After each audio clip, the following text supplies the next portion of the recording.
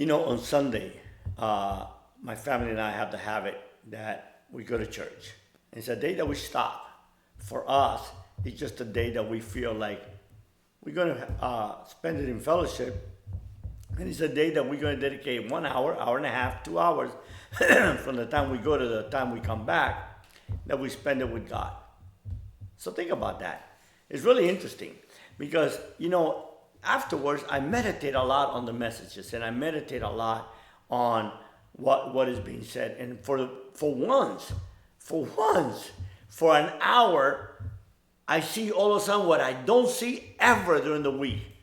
Everybody paying attention without looking at a cell phone, without checking Instagram, Facebook, posting, or texting. Complete stop. Maybe we need to go to church, not even as a religious experience, but only as a way to detox from the world. Only as a way to say stop and to look at the world differently.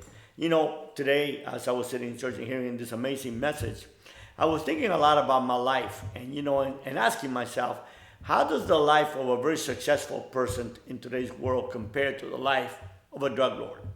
And what can we learn from it? Interesting enough that the things I used to do, and let's take the evil away for it. Let's just look at the drug trade the industry I was involved as a company.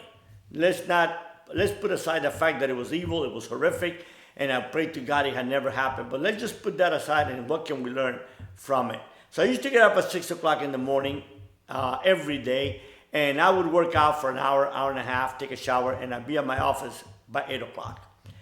I ran a lot of companies. See, the group that started the Medellin cartel, we had construction companies, we had shipping companies, we had, coal mines, we had emerald mines, we had airplane companies. And most interesting and specifically for me, I had a big cattle ranch to operate. Yet I went to my office, ran all of my business. I ran a big drug empire, which meant a lot of planning. Think about when you're planning about an airplane coming in. Think about everything that can go wrong. One of the things that I've always taught you and said in my videos is that if I was to define one characteristic that made me very successful in life, was that I was very proactive. See, I think Americans are the most reactive society in the world. We're not proactive. We wait till our children are overdosing, or we wait till our children are in deep, deep mess for us to react and find the best rehab or find whatever we need. Or we wait till we're very, very sick so that then we go to a doctor and then we try to save our health. Then we try to change our life. But for us, bringing in a load of cocaine, it was horrific. It was like stressful as no tomorrow. From the moment the airplane left the United States, let's say we will usually leave at 5 o'clock in the morning.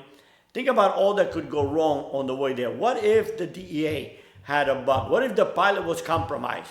What if when we were arriving at that airstrip, there was people waiting for us, military, waiting to take over and to arrest everybody or to shoot the airplane down? And on the way back, as we cross all the different airspaces, what if we don't have those countries paid off? What if the airplane was intercepted? What? On and on and on and on. So there was a lot of coordinating to do, and we did it, and very successful. And I'm sad to say that I never lost a load, including one birthday. I brought in 3 loads in my birthday just out of ego. Then, I always found time to run the other company. I leave my office about 5:30, and when I was in Miami, I always went to eat at my mom's house at 6 o'clock. And then after that, I went out and did whatever I had to do in my social life and the relationships that I had. And you know what I found? I found that the time that I was with dear friends, that I was with my parents, it was quality time. You know why? Because there was no cell phone. There was no social media to distract me. There was nobody texting me.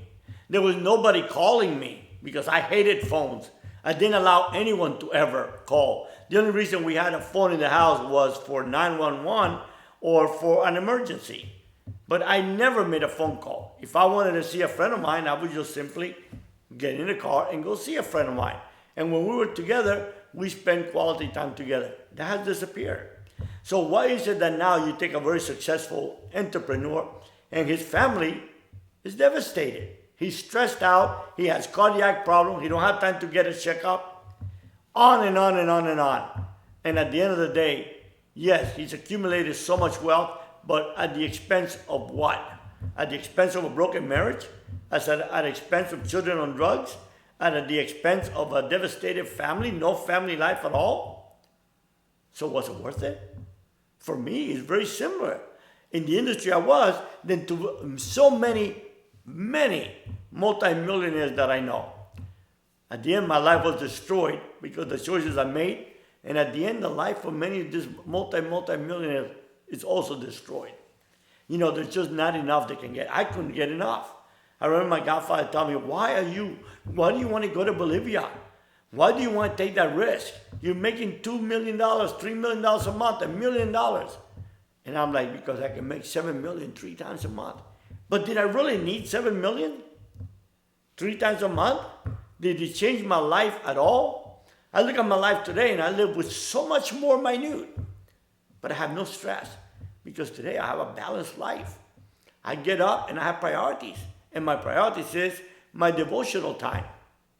So I get up an hour and a half before my wife, and I answer all my emails, all the texts, whatever I got from 6 o'clock on the day before, because after 6 o'clock, I turn my phones off.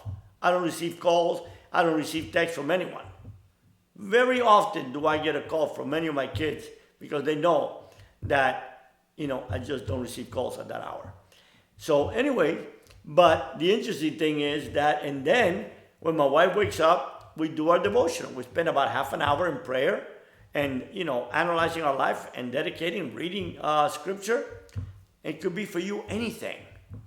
But it's a half an hour that my wife and I are in harmony. Then we go out and we exercise for an hour and a half. Now, I'm retired, so I have the privilege to do that. And then after that, I come back and I prepare the food for the day. Then I go take a shower, dress, go to my office and work till 4. Start cooking at 4:30 because I got to eat early. And by 6 o'clock, we turn off all our cell phones. So there's no looking at Instagram, Facebook, answering emails. If you ever see anything like that from me, it's because somebody else is posting some of the things for me. So that's my life. And it's the happiest I've ever been in my life. I have 1 car, not 10. I live in a house, gorgeous house. But I don't have 3 houses, 4 houses, and it's not a $20, $30 million ranch. What's interesting in my life is that it took a lot for me to realize what was truly important. And what's truly important for me today is my family, my children. And whatever time I dedicate to work is to try to impact someone, to try to make your life better, to try to help you through my examples, through what I have learned over 67-year life, to teach you and to share with you experiences so that you can be better, so that you can get off the treadmill of life that goes fast and fast and fast, because more is not better. When you lay in your deathbed, you realize that a Timex, just like a Rolex, keeps the same time. You realize that your life will not be a minute more than it is because you lived in a mansion, or you drove a Rolls Royce or a big motor. And I'm not saying that you shouldn't have those things. It's fine. If you're successful and you work hard, fine. Enjoy them. Have them. We only live once. But don't have them at the expense of stress. Don't have them trying to figure out how to keep up and work your ass off wondering how do I make it? Because I can tell you this. It doesn't matter whether you're making $3,000 a month, $10,000, or $1 million. What matters is how you spend.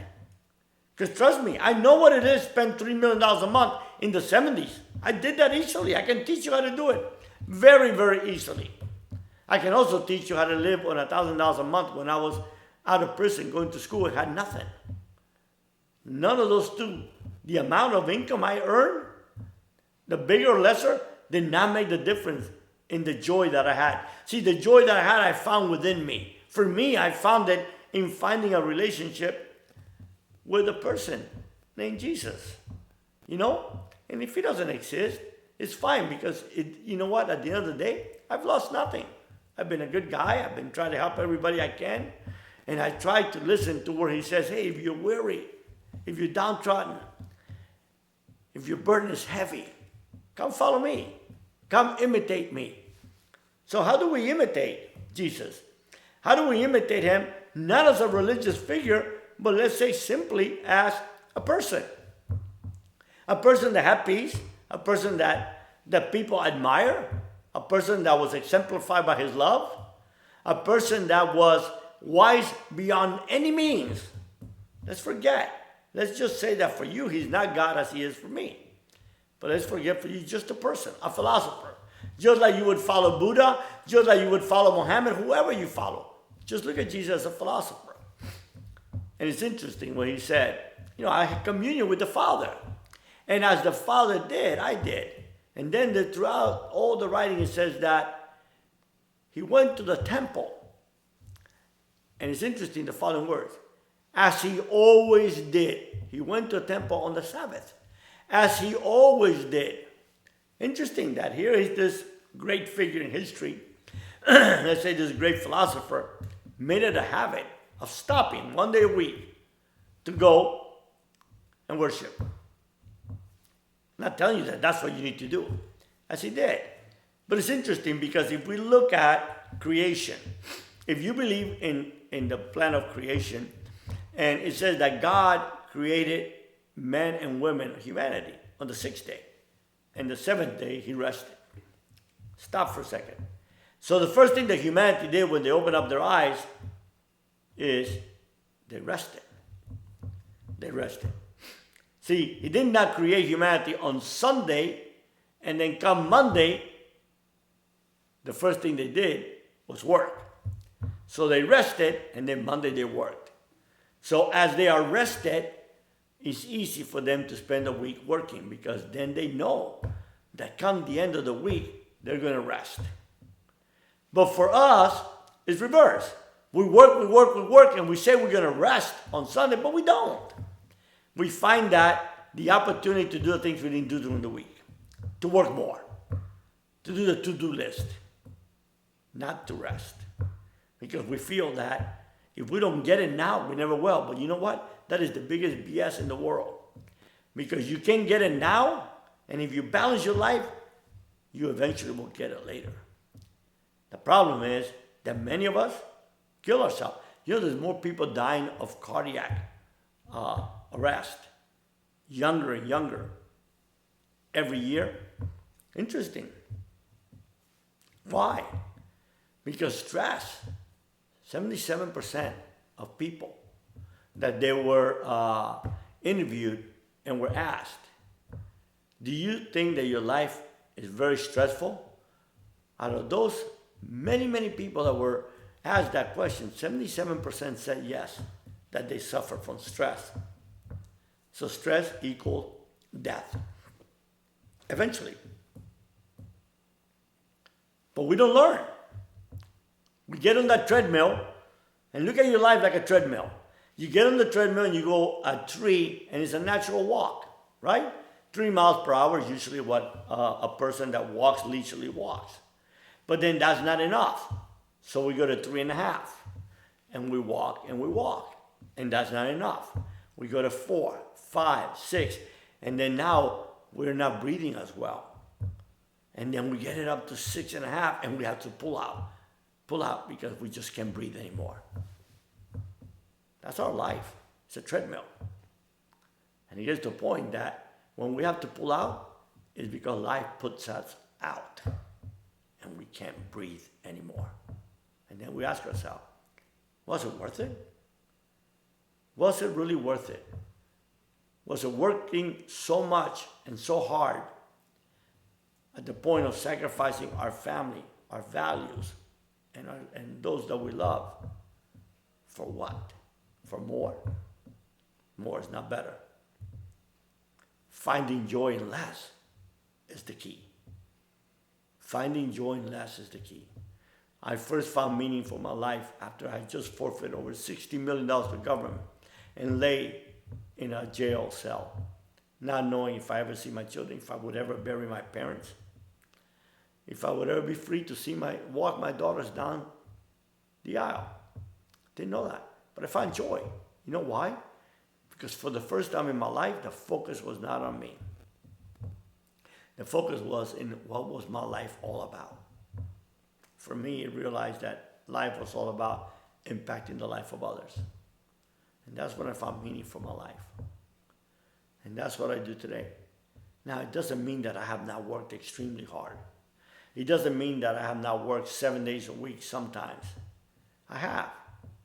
But looking back, and the time I stole from seeing my children grow up, enjoying some of the many things, that's why when my company became very, very successful in 2010, and we were now making millions, I walked away. And people thought I was crazy. Even my wife thought that I had lost it. We had sacrificed so much and worked so hard to reach the point where we were. Why would we walk away? I walked away because I realized that I had my two left children, my two youngest children. I didn't want to do to them what I had done to my first four, which was abandon them in the quest for more. So we moved to Mexico. And I dedicated time to my children, to my wife, to my marriage, the most important thing in the world. And yes, today I have no stress. I wake up and I look at my wife and I'm more in love with her, and I thank God that He blessed me with her. I go to bed, I look at my wife, and I thank God I get to lay next to the most beautiful woman in the world, the most amazing woman in the world. A woman that I almost lost 7 years into our marriage because I worked and worked and worked. And yes, I was out there saving the world, really, at the expense of my marriage, my family, my children. That's what my wife said to me. You're out there saving the world and we don't exist. And I thought I was doing a great thing. I was trying to help people. I was trying to impact the life of young people. But even doing good is not good when it's at the expense of those you love. Doing good when it takes more and more and more, it's not good. It becomes bad. Doing good when it's balanced is good. So, the lesson or the message I want to impact to you is, find a life that is balanced. Find a life where you can take care of your spiritual life, where you can take care of your health, where you can take care of how you eat, and where you can rest. And then have quality time with those you love. Quality time is not staying on Instagram, Facebook, YouTube, or any of that.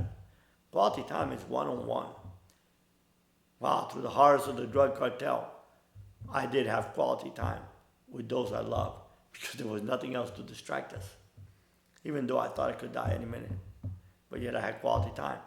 And when my father died in my arms, I had no regret because I had been there in his life. I had loved him.